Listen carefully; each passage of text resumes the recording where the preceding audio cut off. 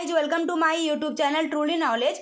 आज के वीडियो में बात करेंगे ब्रज गुणन विधि, जिसको इंग्लिश में कहते हैं क्रॉस मल्टीप्लिकेशन मेथड। ये एग्जाम के पॉइंट ऑफ व्यू से क्लास 10 के लिए इंपॉर्टेंट है और आता है एग्जाम में। ये एक्सरसाइज 3.5 में दिया हुआ है एनसीईआरटी बुक के क्लास 10 में, तो आपको लेते हैं। तो पहला क्वेश्चन जो है आपको वो अस्तित्व है अस्तित्व नहीं है ऐसा आपको पूछा जाएगा। मैं आपको ये नहीं बता रही हूँ कि अस्तित्व है या नहीं, वो चेक करने के लिए मैं नहीं बता रही हूँ, मैं बता रही हूँ कि सोल्यूशन कैसे बनाते हैं। ठीक है, तो आपका पहला नंबर का क्वेश्चन नहीं लिया हूँ मैं, पहला का चौथा नंबर में अस्तित्व है और उसको सॉल्व करेंगे हम लोग ब्रज गुणन विधि यानी कि क्रॉस मल्टीप्लिकेशन मेथड। 3.5 का 1 नंबर का 4th नंबर में दिया हुआ है। ठीक है, तो चलिए इसको बनाते हैं। तो क्वेश्चन क्या है, मैं आपको एक चीज पहले मैं क्वेश्चन लिख देती हूँ तो फिर मैं क्लियर करती हूँ। x माइनस 3y बराबर -7 और x माइनस 3y माइनस 7 बराबर 0 और दिया हुआ है 3x माइनस 3y माइनस 15 बराबर 0। तो इसमें से आपका जो भी इंग्लिश का लेटर है एक्स वाई, आपको इसका वैल्यू निकालना है by the cross multiplication method Braj गुणन विधि से। तो कैसे निकालेंगे, इसमें 2 फार्मूला आता है, तो फार्मूला आपको याद रखना पड़ेगा। अगर आपको फार्मूला याद नहीं रखते हैं होता है तो मैं आपको ऐसा ट्रिक बताऊंगी जो कि फार्मूला याद हो जाएगा। तो फार्मूला चलिए मैं याद करवाती हूँ कैसे फार्मूला याद होगा। सबसे पहले मैं एक बार फार्मूला लिखती हूँ क्या होता है। तो सबसे पहले होता है फार्मूला जो होता है, फार्मूला लिखेंगे कैसे, तो x का फार्मूला जो लिखेंगे क्या, बी सी, फिर लिखेंगे थोड़ा दूर में हटा के बी सी। आपको याद करने का ट्रिक मैं बता रही हूँ, फार्मूला तो आप किताब से भी देख के लिख लेंगे, है ना। बी सी ऊपर में डालेंगे, नीचे डालेंगे ए बी और ए बी डालेंगे, है ना। और y के फार्मूला में डालेंगे, ध्यान रहे, सी ए बटे हो जाएगा, नीचे जो रहता है x में वही लिखेंगे ए बी, है ना। ये आपका फॉर्मूला ट्रिक में बता दूं कैसे याद रहेगा एग्जाम में अगर भूल गए तो क्या करेंगे, ऐसा कर देंगे, x में बी सी, y में सी ए, नीचे में वही रहेगा ए बी, बीच में देंगे माइनस, सब में बीच में देंगे माइनस दे दिए। अब क्या करेंगे 1 2 2 1, इसको करेंगे 1, इसको लिखेंगे यहाँ 2, फिर पलट देंगे 2 1 1 2 2 1 1 2 2 1 1 2 2 1, मतलब फाइनल फार्मूला आपका हो गया x बराबर b1c2 minus b2c1 divided by a1b2 minus a2b1, और y का फाइनल फार्मूला क्या हो गया, c1a2 minus c2a1 bye a1b2 minus a2b1। ये फार्मूला याद करने का ट्रिक है। अगर ये ट्रिक को अपनाएंगे आप तो एग्जाम में कभी नहीं भूलेंगे कि a2 था b2 था, हम लोग कंफ्यूज कर जाते हैं, 1 था 2 था, तो कंफ्यूज कर जाते हैं। इस कंफ्यूजन को मैं क्लियर कर रही हूँ। ठीक है, अब बनाए कैसे, बस वैल्यू निकालना है और बनाना है, ये तो आसान है। बस आपका फार्मूला ही ट्रिक है कि फार्मूला याद कैसे रहेगा, तो फार्मूला याद रखने का यही ट्रिक है। आई होप आपको फार्मूला ये याद रखने का ट्रिक समझ में आया होगा। चलिए अब सॉल्व करते हैं। तो सॉल्व करने का जो मैंने क्वेश्चन लिया है, तो चलिए फिर से मैं क्वेश्चन लिखती हूँ वापस से। x माइनस 3y बराबर -7 बराबर 0 और 3x माइनस 3y माइनस 15 बराबर 0। ठीक है ना, तो ये हमारा क्वेश्चन है जिसको हम लोग सॉल्व करते हैं क्रॉस मल्टीप्लिकेशन मेथड से।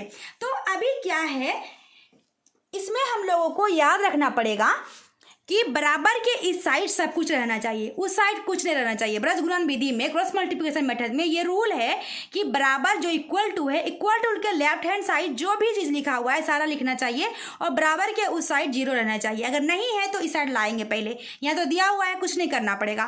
तो इसको मान लेंगे इक्वेशन नंबर 1 और इसको मान लेंगे इक्वेशन नंबर 2। आप क्या कहेंगे, इक्वेशन नंबर 1 से सब में 1 1 1 का मान निकलेगा और 2 से 2 2 2 का मान निकलेगा। हमें फॉर्मूला में क्या क्या मिला, मतलब b1 a1 b1 c1 a2 b2 c2, तो यही वैल्यू निकालेंगे। तो कैसे वैल्यू निकलेगा हमारा, a1 बराबर क्या होगा, b1 बराबर क्या होगा, c1 बराबर क्या होगा, a2 बराबर क्या होगा, b2 बराबर क्या होगा, C2 बराबर क्या होगा, यही हमें फार्मूला में निकालना है। फार्मूला से तो 1 नंबर से इस तीनों का वैल्यू निकलेगा और 2 नंबर इक्वेशन से ये तीनों का वैल्यू निकलेगा। सबका कोएफिशिएंट लेना, आगे वाला एक्स के आगे कुछ नहीं तो क्या है एक, तो ये a1 का वैल्यू याद रहे। एक्स के आगे जो लिखा हुआ रहेगा वो a का वैल्यू, y के आगे जो लिखा हुआ रहेगा b का वैल्यू, और अंक में जो लिखा हुआ रहेगा डिजिट में वो c का वैल्यू। और 1 से लेंगे तो 1 1 1 और 2 से लेंगे 2 2 2 का वैल्यू। तो a1 का मान कितना हो गया 1, b1 का मान y के आगे कितना लिखा हुआ है -3 तो -3, c1 का मान पूरा लिख देंगे -7 है तो -7। ठीक है, अब 2 के समीकरण से 2 2 का वैल्यू a2 b2 c2 का वैल्यू निकालेंगे तो a2 का मान इससे x के आगे कितना है 3 तो ये a2 का वैल्यू हो गया, y के आगे क्या है -3 ये b2 का वैल्यू हो गया, और c का वैल्यू समीकरण नंबर 2 से 2 का अंक कितना है -15 तो -15 हो गया। अब बस उसी फार्मूला पे बैठा देना है, कुछ नहीं करना है।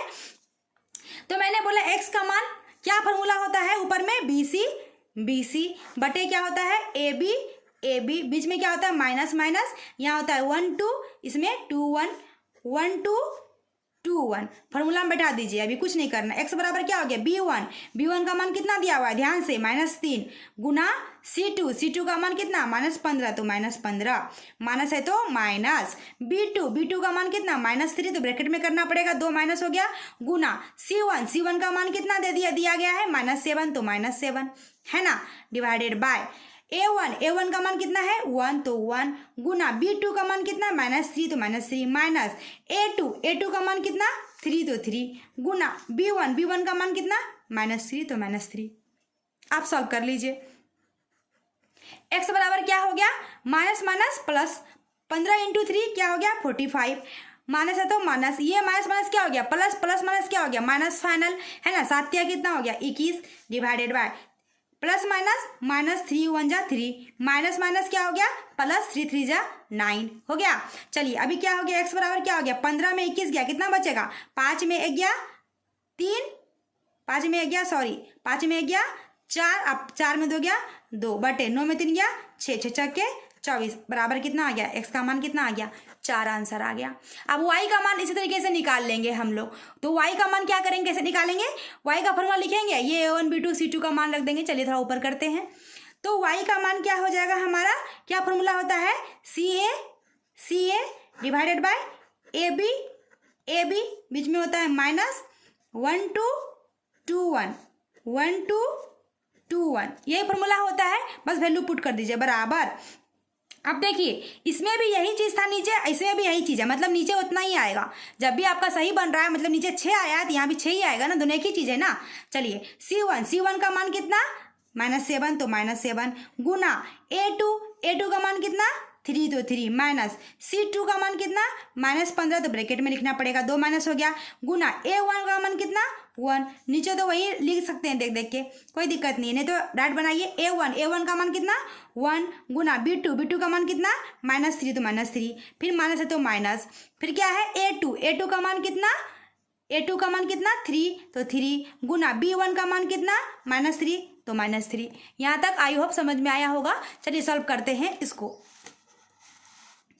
चलिए तो अभी क्या हो गया y बराबर क्या हो गया -7 कितना हो जाएगा 21 माइनस क्या हो गया +15 बटे 3 माइनस क्या हो गया +9। देखिए इसमें भी वही आया था -3 + 9 इसका मतलब करेक्ट है। तो y बराबर क्या हो गया 21 रुपया कर्जा है, 15 रुपया आपके पास है तो कर्जा ही रहेगा। कितना कर्जा रहेगा 21 में 15 गया कितना जाएगा 21 में 15 गया 11 में 5 गया 7 कितना बच गया 11 में 5 गया 7 5 12 हो गया ना, 6 5 11 6 तो -6 बटे 9 में 3 गया 6 कैंसिल कितना आ गया -1। लास्ट में लिखिए अतः x बराबर कितना निकल गया था 4, y बराबर कितना हो गया -1। यही तो है ब्रज गुणन विधि से आपका सॉल्यूशन, क्रॉस मल्टीप्लिकेशन मेथड से ये सॉल्यूशन। अगर आप चाहें तो स्क्रीनशॉट ले सकते हैं। अगर हमारी ये वीडियो आपको अच्छी लगी हो लाइक सब्सक्राइब और शेयर जरूर करें। Thank you.